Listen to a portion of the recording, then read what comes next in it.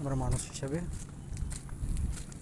মানুষের মূল্যায়নটুকু করতে শিখি এবং মানুষ হিসেবে মানুষকে মূল্যায়ন করাই আমাদের ধর্ম।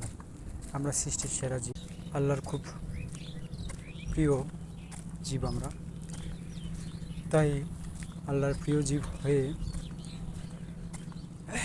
আল্লাহর সৃষ্টির সেরা জীবকে ভালোবাসতে শিখি এবং আল্লাহর সেরা সৃষ্টির জীবকে ভালোবাসলে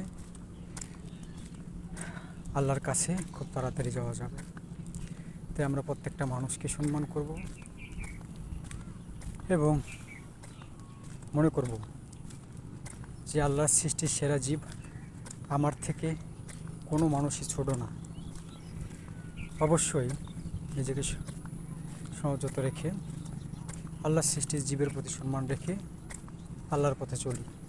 আলহামদুলিল্লাহ।